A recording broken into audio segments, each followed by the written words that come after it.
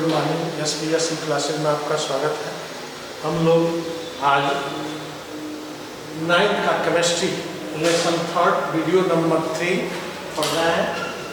Atoms and molecules chapter का नाम है, जिसमें हमने फर्स्ट आपको पढ़ा चुका था law of mass of conservation, law of constants rules जो है, लॉ ऑफ कांस्टेंट प्रोपोर्शंस, ये मैंने पढ़ा चुका था।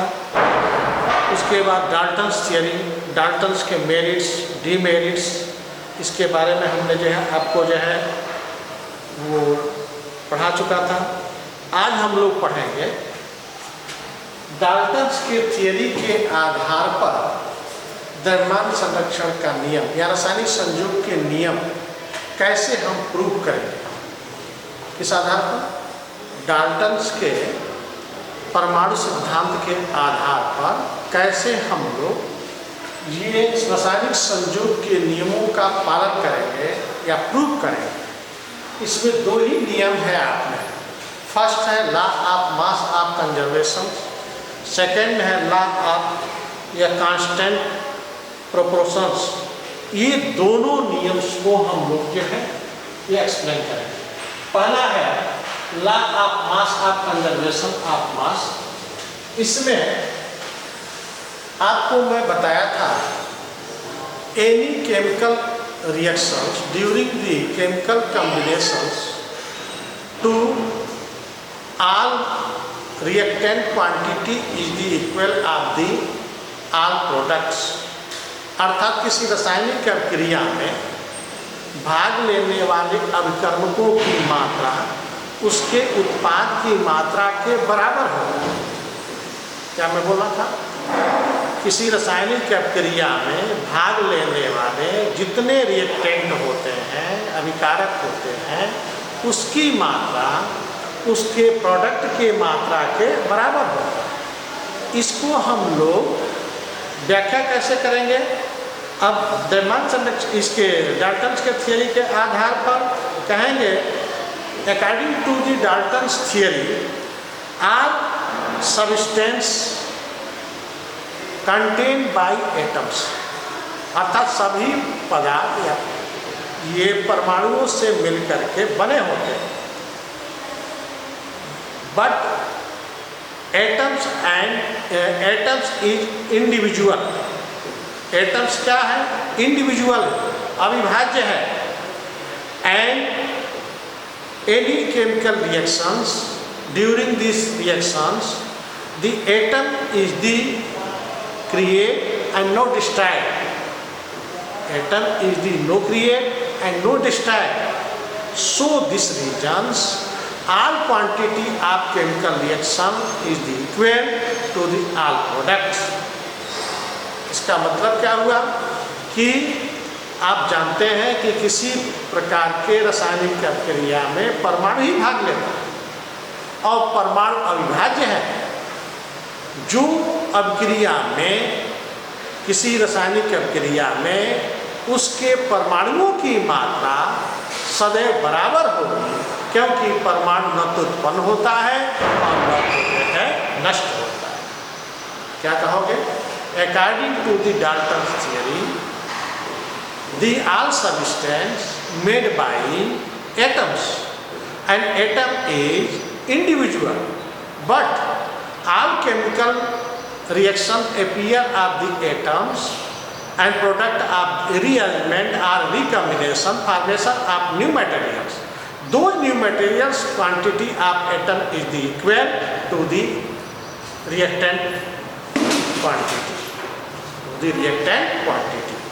ये जो है आपको प्रूव करना कि किसी भी रासायनिक प्रक्रिया में जो पदार्थ होता है वह पदार्थ परमाणुओं से मिलकर बना होता है और परमाणु अविभाज्य है, न तो नष्ट होता है न तो उत्पन्न होता है, केमिकल रिएक्शन में सदैव बना रहता है।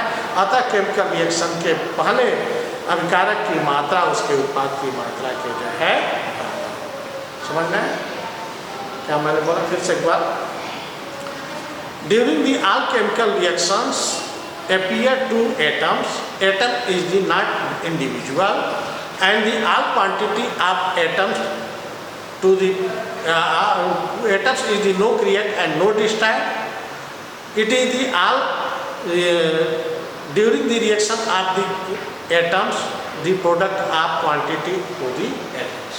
ये हो गया। दूसरा होगा हम लोगों का कि रासायनिक प्रक्रिया में भाग लेने वाले पदार्थों की कुल परमाणुवीय मात्रा उसके उत्पाद के कुल परमाणुवीय मात्रा के जो है बराबर होगा। इसलिए परमाणु अविभाज्य है, परमाणु न तो उत्पन्न होता है न तो नष्ट होता है, यही हमने बोला। दूसरा हम लोग बोलेंगे law of constant, law of constant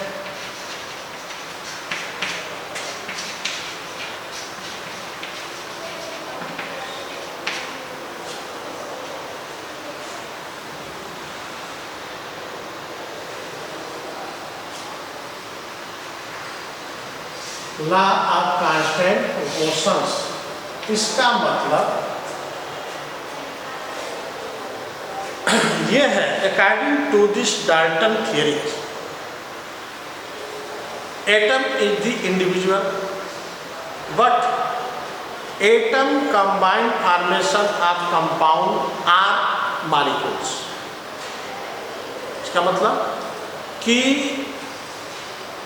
परमाणु अविभाज्य है और परमाणु ही मिल करके अणु का या यौगिक का निर्माण करता है।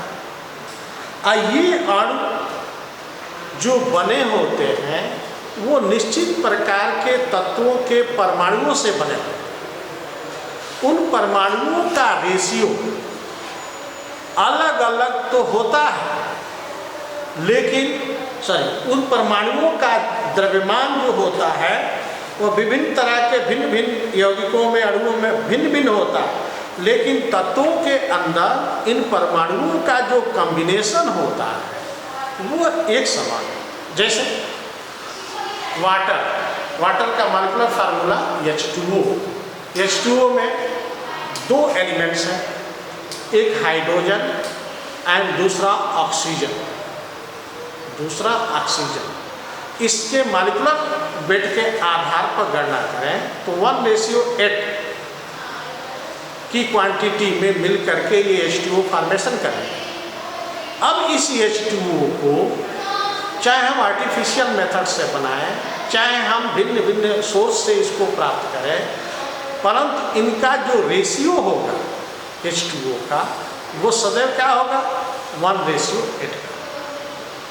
इसमें परमाणुओं की मात्रा जो होगी वो सदैव डिफिनिट, वो निश्चित हो। समझ में आ गया? According to the Dalton theory all atoms are combined या combination formation of molecules or compounds. These molecules or compounds weight are definite because all elements formation of atoms or formation of molecules, these molecules ratio of atoms is the definite, the weight are definite। For example क्या हमने बोला कि कोई भी पदार्थ इन परमाणुओं के combination से या अणुओं के कॉम्बिनेशन से बने होते हैं, इनका रेशियो निश्चित होता है, तो वह कंबाइन करके नए नए पदार्थ तो बन जाते हैं, लेकिन उनकी मात्रा क्या होगी निश्चित होगी, डिफरेंट होती है। जैसे जल का मॉलिक्यूलर फार्मूला H2O है। इस H2O में 1 हाइड्रोजन का 1 भाग ऑक्सीजन के 8 भाग से मिल करके इस जल के अणु का निर्माण करता है। इतने मॉलिक्यूलर फार्मूला में इनका रेशियो 1:8 का होगा। चाहे उस H2O को हम भले ही भिन्न भिन्न मेथड से बनाएं, लेकिन इनके कॉम्बिनेशन वाले मॉलिक्यूलर रेशियो सदैव जो है निश्चित होगा 1:8 का ही होगा। अब इसके बाद से हम लोग पढ़ेंगे आणविक परमाणु सिद्धांत। ये तो हम लोग डाल्टन के थियरी पढ़ रहे थे। अब डाल्टन थियरी के बाद से हम लोग पढ़ेंगे मॉडर्न एटॉमिक थियरी। क्या पढ़ेंगे? Modern atomic theory. Modern atomic theory क्या है?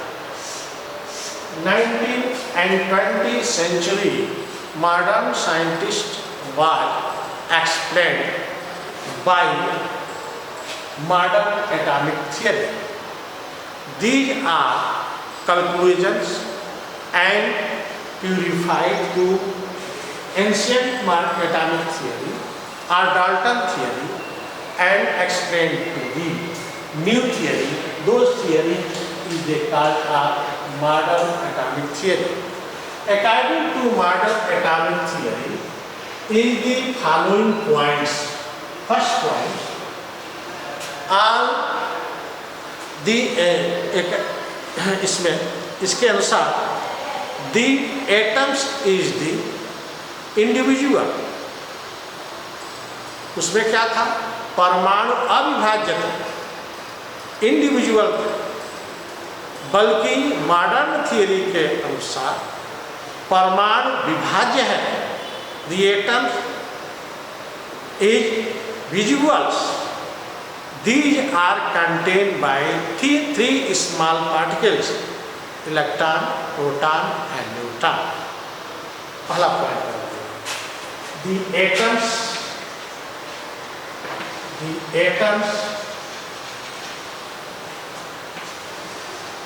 is divisible and it is contained by three small particles. First electron, second proton, third neutron. First one. Second, the modern atomic theory, all atoms are combined to new numbers of ratio formation of compounds, but some compounds is the contained by not multiple ratio। अर्थात आधुनिक परमाणु सिद्धांत के अनुसार परमाणु एक सरल संख्यात्मक संयोजन के द्वारा यौगिक बनता था, लेकिन यौगिक तत्वों के परमाणु सरल गुणित अनुपात होना आवश्यक नहीं है। क्या बोला? The formation of compound are two or more than two atoms to numbers ratio, but number ratio, that is the not combination of the multiple ratio। ये गुणित अनुपात न हो करके संख्यात्मक अनुपात जो है हो सकता है। For example, protein, starch are a not simple ratio, not simple numbers of ratio। Some compounds formation of the multiple type of ratio। Some compound is the formation by ये law of ये constant ratio। These are not accurate to only multiple ratio। Ratio is the different types। Third,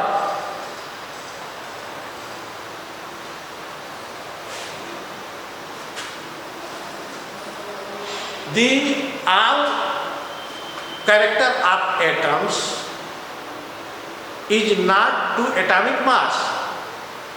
सभी परमाणुओं का परमाणु गुण जो होता है वो परमाणु द्रव्यमान नहीं होता। All atoms, all elements property is the not involved to atomic mass। These are certified to atomic numbers। अर्थात किसी तत्व का संपूर्ण गुण वह परमाणु भार न हो करके उसका परमाणु क्रमांक हो। All elements have totally property of atomic number neither are atomic mass, neither are atomic mass. क्या मैंने बोला कि किसी भी तत्व का संपूर्ण गुण उसका परमाणु क्रमांक होता है, परमाणु भार नहीं होता है। All elements have total property of atomic numbers, neither of atomic mass. Third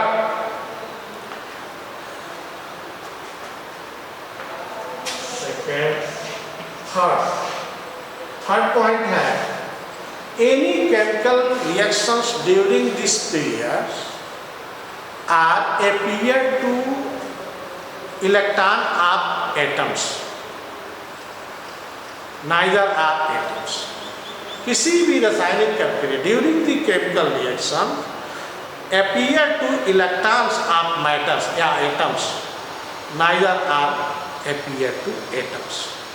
किसी भी रासायनिक प्रक्रिया में उसका परमाणु का इलेक्ट्रॉन ही अपीयर, न कि परमाणु।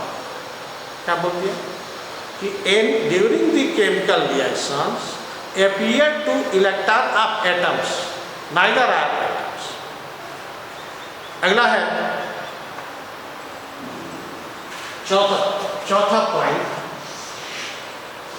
पॉइंट यह है The all atoms is the no create and no destroy, अर्थात परमाणु को हम न तो उत्पन्न कर सकते हैं और न तो नष्ट कर सकते हैं, है ना। But it is the combination या rearrangement of atoms, formation of new molecules और न्यू कंपाउंड्स। अर्थात किसी रासायनिक क्रिया में परमाणु को न तो उत्पन्न करते हैं न तो नष्ट करते हैं, बल्कि वह परमाणु ही जो है रिकॉम्बिनेशन, रीअरेंजमेंट करके नए तरह के मॉलिक्यूल्स को जो है वो बनाता है।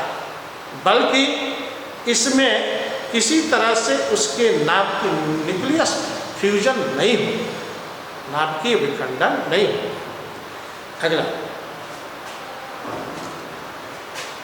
The compound molecules are atomics, according to modern theory, any compounds molecules are a combined two or more than two elements at different ratio।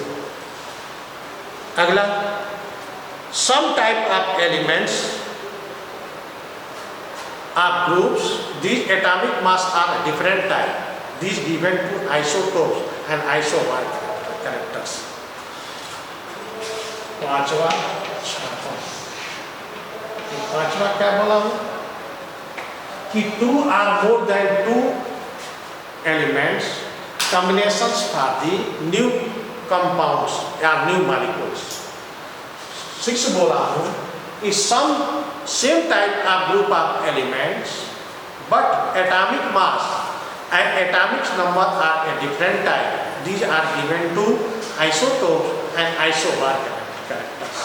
अर्थात कुछ ऐसे भी तत्व होंगे जो तत्व का तो समान होगा लेकिन उनका परमाणु क्रमांक भिन्न भिन्न होगा, परमाणु भार भिन्न भिन्न हो सकता है, हाँ, लेकिन तत्व क्या होगा, एक ही हो सकता है। ऐसे भी तत्व के जो है ये गुण देते हैं जिसको हम आइसोटोप, समस्थानिक, आइसोबार, समभारी का गुण जो है ये प्रकट कर सकते हैं।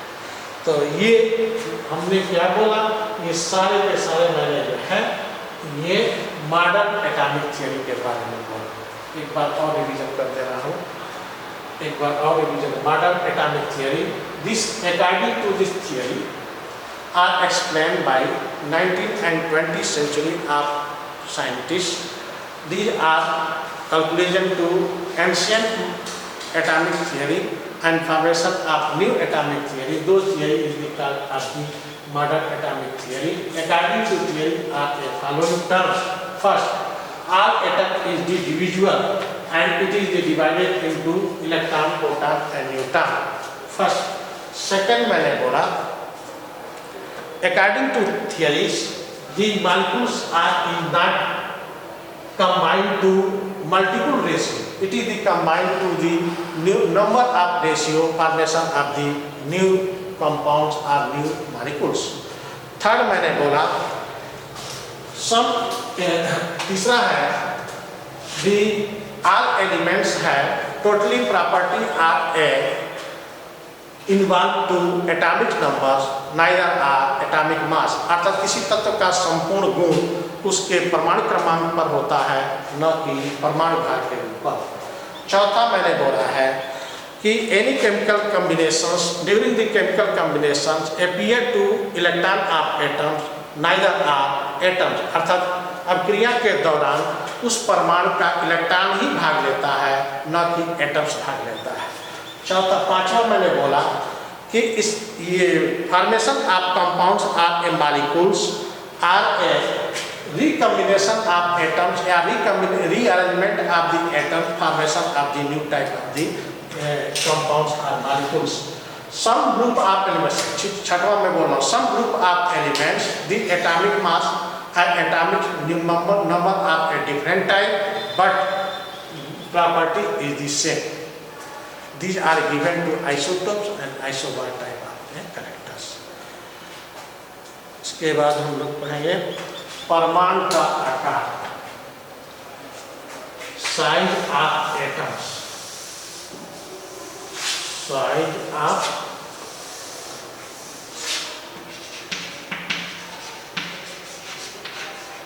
atoms।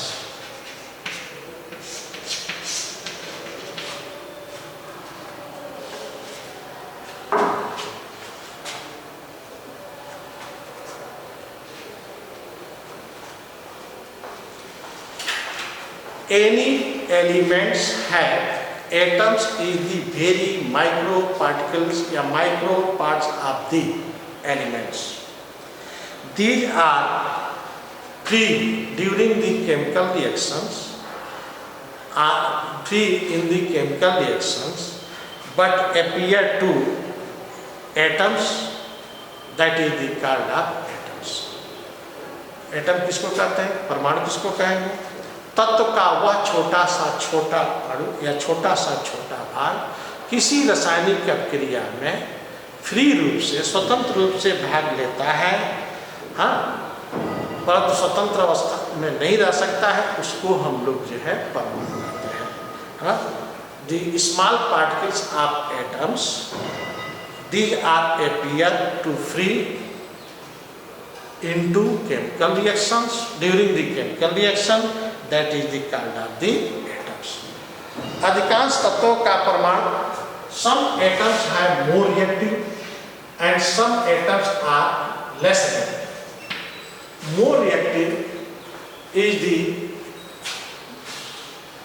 reactive and less reactive depend into number of electron in outer orbits presence of the number of electrons। अर्थात किसी भी तत्व के बाहरी कोश में उपस्थित इलेक्ट्रॉनों की संख्या पर उस परमाणुओं की क्रियाशीलता जो है निर्भर होती है। ये इस आधार पर हम इस परमाणुओं की व्याख्या करेंगे। क्या कहेंगे कि the atoms have very small, atoms radius is the very micro, अर्थात परमाणु अत्यंत ही छोटा होता है जिसकी त्रिज्या बहुत ही कम होती है। जैसे कि नैनोमीटर में हम लोग देखें 10 to the power 9 मीटर यानी यम बराबर होता है 1 nm। 1 nm का मतलब नैनोमीटर, 1 nm का मतलब नैनोमीटर। ये 1 मीटर का कितना भाग होगा? मतलब 1 के नीचे 1 2 3 4 5 6 7 8 9, 1 2 3 4 5 6 7 8 9, इतना छोटा माइक्रो पार्ट्स जो होगा वो 1 मीटर का वो नैनोमीटर। ये कितना हो जाएगा? 10 to the power -9। हाँ, 1 मीटर का इतना वाला। तो इसमें जो है 1 nm बराबर 10 to the power -9 nm, 1 metre बराबर 10 to the power -9 nm बराबर 1 मीटर का इतना भाग नैनोमीटर के इक्वल होता है। ये जो है इसके बराबर होगा। अब इसके बाद तो साइज ऑफ एटम के बारे में क्या बताया गया? Any elements have made by very small particles, that is the called atoms. Atom is the very micro parts. These are micro radius. This radius is the measured by nanometer. 1 nanometer is equal to 10 to the power minus 9. 1 meter is equal to 10 to the power minus 9 nm. It is the various type of elements or various type of radius of atoms. अर्थात विभिन्न तरह के तत्वों के परमाणु त्रिज्या भिन्न भिन्न तरह की होती है, जिसमें सबसे छोटा हाइड्रोजन का एटम्स होता है, जबकि सबसे बड़ा यूरेनियम का होता है। इस तरह से सभी तत्वों के जो एटॉमिक रेडियाई होती है वो एटॉमिक रेडियाई इक्वल नहीं होती है, बल्कि एक दूसरे के जो है भिन्न भिन्न प्रकार की जो है। Thank you.